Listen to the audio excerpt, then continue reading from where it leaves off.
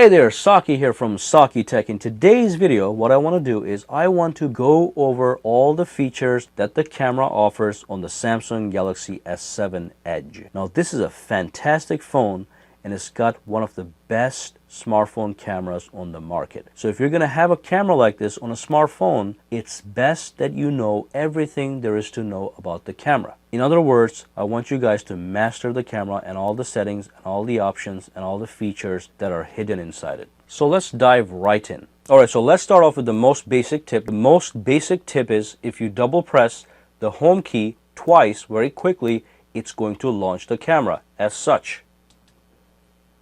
Boom. Now the whole point of this feature is even if your phone is shut and even if your phone is locked and if you suddenly see something that you want to take a snapshot of, you can quickly double tap on the home key and boom, your camera comes right up and you move right on. And of course, if you do not like this feature, you can disable it. So if you launch the camera, okay, and if you go into the settings, all you have to do is make sure that quick launch over here is in fact enabled. So if you disable this, quick launch by double pressing the home button is not going to work. And if it is in fact not working and you do want to enable it, that's where you go to enable it. Now the next thing I absolutely adore is called voice control. Basically you can use your voice commands to take a picture. So what you have to do is you have to go into the settings and you have to just scroll down a little bit and go to shooting methods. If you tap on this, it's going to allow you to enable or disable voice control. And as you can see, you can say things like smile, cheese, capture, or shoot to take a picture, and also say things like record video to actually starting recording video just by using your voice completely hands-free. Let me demonstrate. So let's say cheese. And as you can see, that took a quick snapshot. You can also say smile, and that's going to take a quick photo. And then if you want to make a movie, you say record video. And that's going to start recording the video. Absolutely fantastic. And unfortunately, you cannot stop this by using your voice, so you have to manually press stop, and that's going to stop recording the video. Now here's one feature you can use in conjunction to the voice controls. You can set a timer. So if you set a timer, let's tap over here. The menu is going to be up here. If you do not see this menu, press this arrow, because if you press this arrow, that menu disappears. If you press this arrow one more time, that quick shortcut menu shows up and you can actually press the shutter time button here, and that's going to allow you to choose from 2 seconds, 5 seconds, or 10 seconds for the timer. Let's do 2 seconds and let's press the shutter button, and as you can see, that starts the timer, and in 2 seconds a picture is taken. Now let me use my voice. Capture. Now as you can see, the voice control and the timer worked together to take a shot. Very useful feature. Now the same thing works for recording videos. So all you have to say is record video. And as you can see, the video starts to record after the timer kicks in. Fantastic. Alright, so on the top here, under the shortcut menu, you have a button that says Effect. This allows you to preview effects live before even taking a picture. So let me show you how that works. Press on Effect, and then just pick any effect. Let's go by the film effect. And as you can see, you can get a live preview of the effect that's going to happen when you take a picture. On top of that, you can press this settings button and modify some of the available settings right on the fly. So that's going to reduce the strength of the effect. Oops, press that.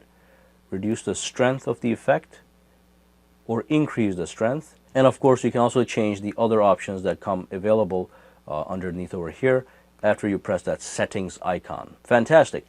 And if you want to get rid of the effect, you simply press Effect again and choose No Effect, and that's the raw picture. And of course, some other basics, you can enable or disable the flash here. If you tap this, you can go toggle between on, always on, auto flash, or off if you so desire. And you can change the size and quality of the picture by pressing this button. So if I tap this, it brings a quick menu, and from here you can choose the resolution, megapixel count for each photo. Next thing I want to talk about is the button down here. Now first and foremost, there's a button here. If you press this, this just flips the camera. You can do a selfie, and over here you can still use the voice controls to take a picture or record a video. which as you can see just activated as I said record video. So let's go back out of here and go to this button, which is very interesting. If you go into mode, you've got various different modes. And quickly, if you tap on info, it gives you the detail for each mode. If you want to master your camera, you should go in and read these. So for example, the auto mode is just for simplicity. You just launch the camera, you take a picture, but you can also go into the pro mode, which allows you to adjust the exposure values. You can manually change the shutter speed, the ISO sensitivity, the white balance, and you can even manually focus. So let's just go back there for a minute, and suddenly at the bottom here you'll get all these options, and if you tap ISO, for example, you can manually adjust the ISO values. And this is something professional photographers can appreciate much more than just our average users. But if you go back to mode, you'll see there's other things here. You can take, you have a special mode just to take pictures of food. You've got the dual camera mode, you've got the slow motion shots and all that beautiful stuff. And again, if you tap more, you can click edit, and from here, other than the ones that come from the factory, you can delete the ones that you do not want. These are the ones you download from the market. How do you do that? You go back, you click download, and you get all these different camera modes that you can actually download. So you can tap on this, it's already been downloaded, or you can uninstall it, okay? So these are what's called the modes. Now let's quickly talk about the video. So as you know, the Samsung Galaxy S7 can record 4K video, it can record 1080p video at 60 frames per second or 30 frames per second. What you want to do is you want to go into settings and go to video size, and from here, this is for the rear camera, by the way, it says right here, rear camera, you can choose the different kinds of resolutions that you want to record in. So there's the 4K video, there's the QHD, there's the full high definition, which is 1080p at 60 frames per second, or if you choose this one, it's going to be 1080p at 30 frames per second. Again, if you go to full HD at 60 frames per second, your video is going to be very smooth and very stable. It's going to take more storage space. And that's how you toggle between the different video settings. So make sure you guys are in the right setting. I mean, you don't want to start recording a 4K video when you're intending to record a 1080p, because the 4K video is going to take a lot of storage as opposed to 1080p. So the other things to consider, you can enable or disable motion photo. And I'm sure you guys know what motion photo is. What happens is, it says it right here, it records a short video clip of what happens before each picture is taken. You can also enable tracking autofocus, which, as a matter of fact, you can enable for 4K videos. With this one, you simply tap on the screen. So for example, let's go back to the camera. I can tap on this screen right here. It's going to recognize this object. When I move this object, the focus stays on that object. That is tracking autofocus, okay? So you can move that object around, you can move the phone around. It's going to be focused on this camera. This is a very advanced feature and it works great. Now the only problem is when you enable autofocus, the tracking mode, it's going to disable video stabilization, as you can see. So if I press this, it's not working.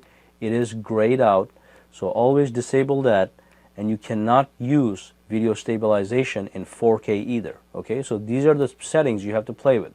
So if you go to full HD, which is 1080p, you can in fact use video stabilization, but you cannot use it for 4K.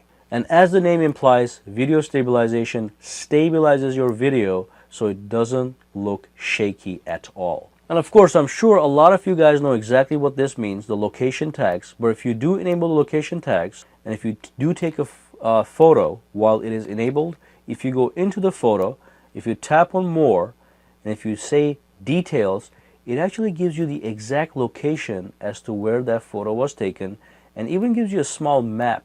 And you can actually tap this, it's going to expand and give you a more general bird's eye view.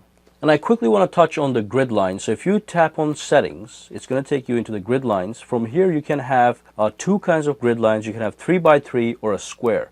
So I do encourage you guys turn this on because it allows you to align your photos better. So if I go back here, as you can see, we have 2 lines this way and 2 lines that way. That's the 3x3 grid. If you go back into settings, tap on this, go to square, you're going to have 2 horizontal lines, and that's going to be a different kind of grid line. But you can use this one for pictures that you want to upload to Instagram. So you can actually position a picture within the square, the 2 grids over here, and then you can quickly edit that and upload that to Instagram, and you'll be good to go. And then scroll down, and then we talked about quick launch, we talked about review pictures. Actually, we did not talk about this. So if this is enabled, what's going to happen is when you do take a photo, it's going to give you a quick review on the screen. It's going to be dismissed if you don't touch it. Okay, if you don't enable that, let's disable that, go back out, take a picture, and as you can see, you get no review. The picture gets saved in the gallery. You have to go launch it manually. Next up, let's go back into settings. Scroll down. We looked at quick launch, volume keys function. Let's tap it. You have 3 different options. You can use it to take pictures, you can use it to record video, or you can use them for zooming. So if I go back here right now to the camera, if I press the volume key, it's going to in fact take a picture. If I go back here, go down, if I press record video, guess what's going to happen? It's going to record a video.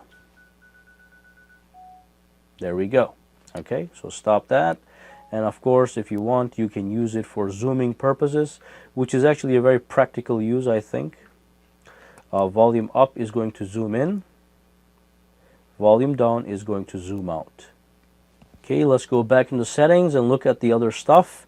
At the bottom here, you can disable the shutter sound. So every time you take a picture, it's not going to make a sound. This is great for you guys who want to take some sneaky shots. Not that I want you to be sneaky, but you have that option. Now, if you play around with the settings and you get confused and you just mess things up, you can always press the reset settings, and that just brings everything to the default factory options. And remember some of the basics. If you tap anywhere on the screen, the camera actually focuses on that thing. So if I tap here, the camera will focus right here. It's going to adjust the exposure automatically because we're in the automatic mode.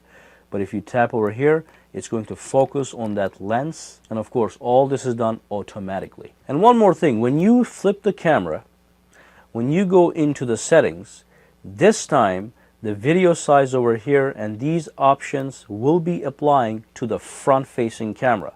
So if I go in here, the front-facing camera can record up to QHD but not 4K. You can do full high definition at 30 frames per second, and these other options are available. But remember, when you flip this over, the settings apply to the front-facing camera as opposed to the rear-facing camera, which we are at right now. Again, if I flip this over, even these options over here, they will apply to the front-facing camera. Let's go back. And that's basically what the camera is all about. So just be aware of these buttons. Hide the menu, bring the menu up, go into the full settings, customize it as you please, pick a mode that best suits your shooting style. And if you want to do slow motion, you have to go to this, absolutely. And that's the video, by the way. If you tap this, it's going to be a video, okay? And that's going to be slow motion. So let's go back to mode, just go to auto. This is the best option for everybody. And look, if you have any questions or if I did not cover anything in the camera, leave a comment below and share your tip with other people. Like I said in the beginning of the video, if you own a camera as good as this on a smartphone, you should know everything that it is capable of. Now, one more thing I did not go over, and again, this is for professionals. If you go into the professional mode where you can manually change the exposure settings, if you go into the settings and if you scroll down, you'll have this option enabled. It says save as a raw file. So if you press this, that's going to enable the raw files, and they're going to take a lot of space, but when you post-process these pictures, you have a lot of options. Again, if you don't understand this language, just ignore it. This is for the professionals. Now let's go back out, and if you go into any other mode, okay, you cannot save in RAW. You can only save in the raw file format if you're in the professional mode. Well, thank you for watching this video. I hope you learned more than what you already knew. And make sure you give this video a thumbs up, subscribe to Saki Tech for more detailed videos to come, and have a fantastic day. And if you're a Facebook guy, if you're a Twitter guy, make sure you guys follow me on both of those social media channels. Links are below. Bye.